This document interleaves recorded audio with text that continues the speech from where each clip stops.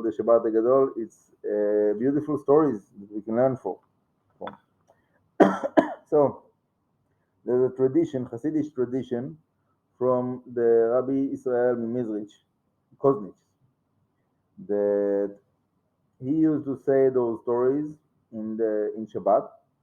So I'm telling you now in the video, and then you can say it over in Shabbat. And this is Segulah, to have all what you need for Pesach. Okay, so anyone that is not sure what's going to be in his Pesach and is nervous about it, so listen carefully and tell those stories over to people with you. Shabbat, this Shabbat Hagadol, and you'll have the promise of Rabbi Israel Mikoznich that you will have all what you need for Pesach.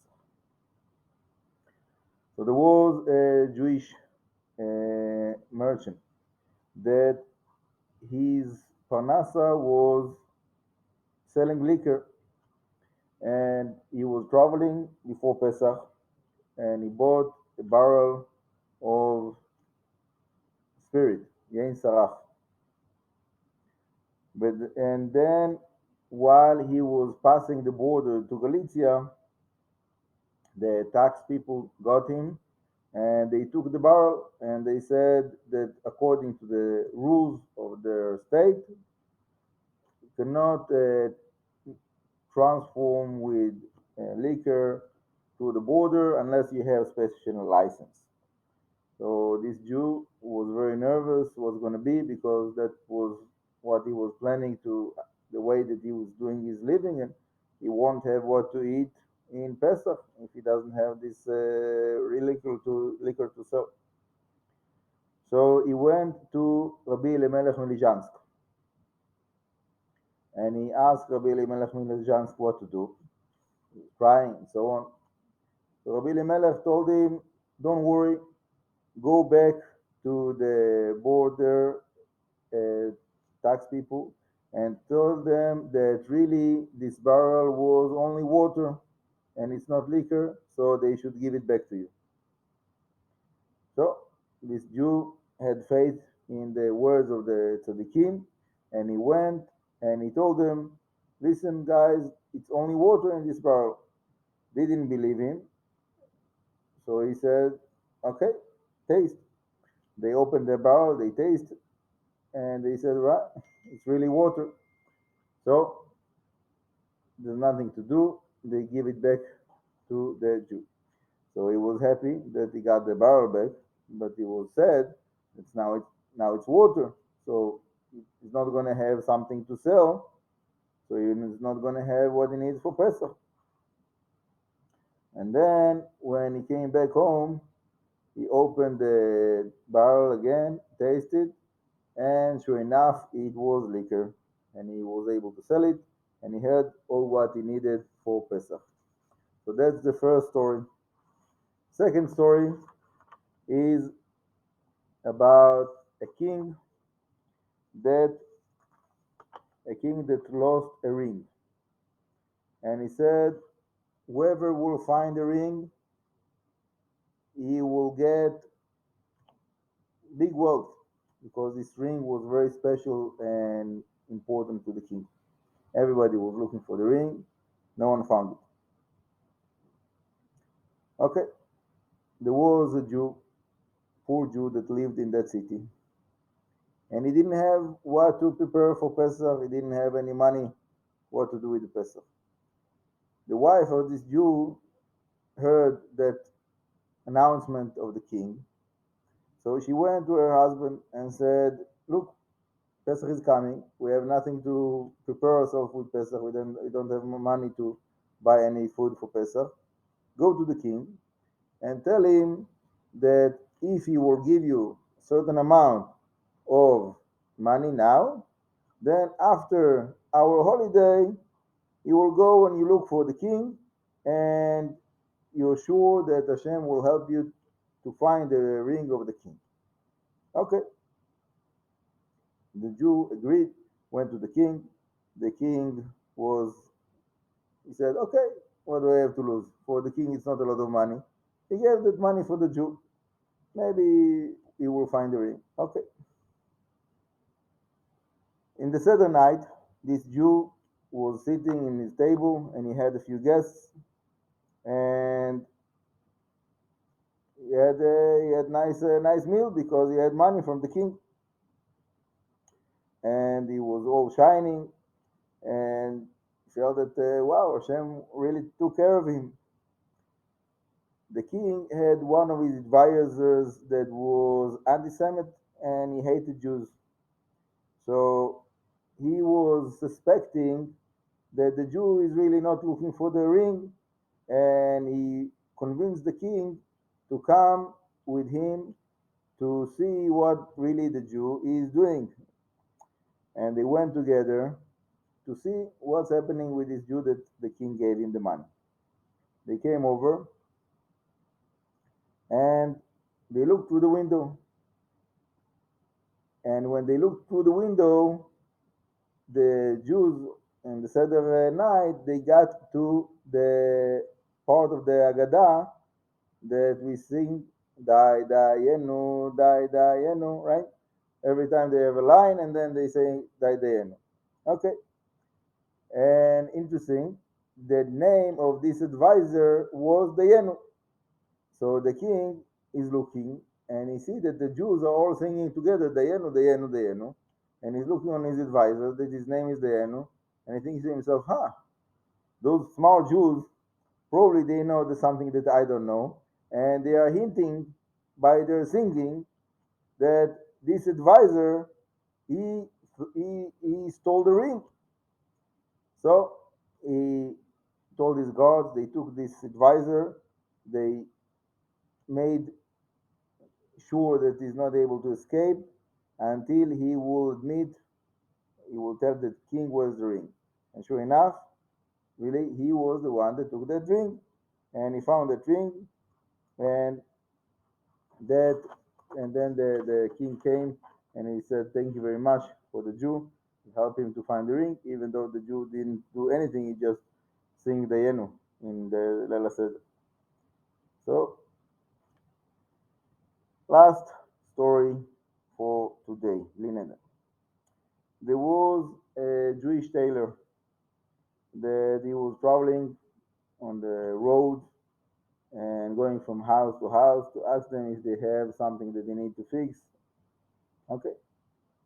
Every Friday, he would come back home and all the money that he gathered through the week, he will put some maaser for tzedakah, and the rest he will give to his wife to buy all what she needs for Shabbat. Okay. Came along the winter, and it was very stormy. There was he was not able to travel because of the cold storms. So he didn't have money because he didn't have money to travel. And if that's not enough, Pesach is coming, and they have nothing to buy for Pesach. So he didn't know what to do. Doesn't have money to buy his kids' clothing. Doesn't have money to buy matzot. Why? Okay. He decided he cannot just sit in the house. He have to go out and do something and see whatever is Hashem is sending him. So he went around, even though it was snowing, and he came to the house of the Gentile governor over that area.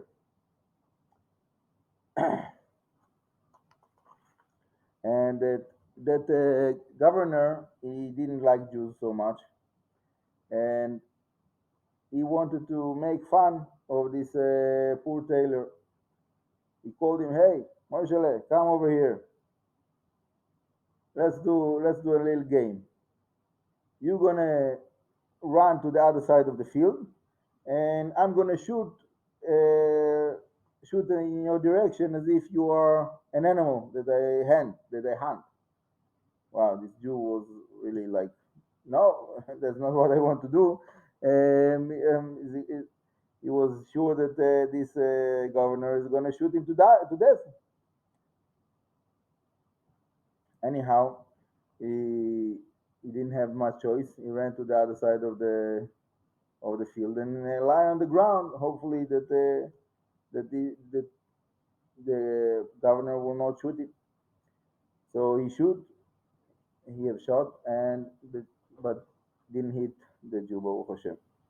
And then the wife of this governor, she said she like understood what's going on. She heard the screaming of the Jew, and she told her husband, like, what are you doing? It's not nice. It's not proper. Now we have to comfort that Jew. Okay. So they called him over. Moshe, come up to the carriage. Okay. He didn't know what to do. He said, thank you, Hashem, that I'm alive. And came over to the carriage, jumped on it. And that governor was drunk and he fell asleep. So the wife of this governor started to speak with this Jewish tailor, and she asked him, like, what do you do? You married? Like, and he told her that he has family and they are very poor and they have nothing to eat, and he's a tailor. So she said, you know what? I have work for you because I need tailor. I have all kinds of clothes that needs fixing. Okay. So he came over to their big house and worked all day long. And in the end of the day, the wife of this governor gave him some money that for him it was a huge amount, for her it was peanuts, and he was very happy. Now he have some money in the pocket. Okay. Went back to the house, bought his wife and kids whatever it is that they needed, and he thought to himself, I'll come back before Pesach. So he came back before Pesach. And this time, the wife of the governor was not there. And the governor opened the door. And he was very furious. Like, Moshe, you're still alive? Thank you, Hashem, he said Moshe. And what about your livelihood? You have parnasa? So Moshe said, yeah, Baruch Hashem, I'm still alive. Okay. So the governor said, why are you saying thank you, Hashem? I heard that my wife is giving you parnasa. You should say thank you for the wife of whatever was his name. So Moshe said, God will bless her, Hashem will bless her. So the governor said, like, very angry, like, again you're speaking about God. What's going on with you? What are you going to do if my wife will not give you parnasa? So Moshe said, Hashem will help. So the governor said, okay, now let's see how Hashem is helping you. Leave my house, you're not going to get any parnasa here. Okay. Moshe was very sad. The day before Leil Seder, they still didn't have anything to do. And he prayed to Hashem what's going to be. All of a sudden, after he finished to clean the chametz in the night of Bikat Chametz, all of a sudden the door opens and a sack flies into the house. Like, what's going on? They have like a smell of blood coming out of that sack. They were very nervous. In that generation, the non-Jews were saying things about the Jews that they are doing, like killing people for the matzot. Crazy idea. I don't know how they got it. Anyhow, they were very nervous. Maybe somebody's gonna say like lies about them, and then they're gonna execute them. Anyhow, the wife of the tailor went to see what's in the sack, and she said, Moshe, it's a monkey. Monkey, dead, inside of a sack. He didn't understand what happened. And Moshe came and he held that sack to throw it out to the garbage. And all of a sudden he hears some sound of metal. And then a coin falls on the floor, gold coin. So Moshe opens up the stomach of the monkey, and it's all full of gold coins. They were all like surprised and thanking Hashem, and they had, sure enough, they had all what they needed for the Leila Seder, the best wine, the best matzot, meat, everything, more than what they expected. Okay. The governor wanted to see, he knew that the Jews have Leila Seder. He wanted to see what's going on with this Jew in the Leila Seder. And he see that through the window that he have everything, he have like very nice meal. So he was very surprised, and he told him, "Where do you have money to buy all of those things for your meal?" So Moshe said, "Look, I don't know what happened. Somehow somebody threw a dead monkey full of gold into my house." And this governor was very confused because he was the one that threw that monkey into the house of Moshe. Why? Because it was his monkey and the monkey died. So he wanted to make a joke and he threw that monkey into the house. So what happened? Why this monkey had gold coins inside of his stomach? Because he saw his master, the governor, taking a gold coin to see if it's real, right? So the monkey thought that he's eating them. So when the governor didn't see, he fell asleep. So he took the gold coins and he ate them until he died. And then when he died, so the governor didn't know that he had gold coins inside of his stomach. He went to the Jew, and the Jew had all what he needed for the Leil Seder.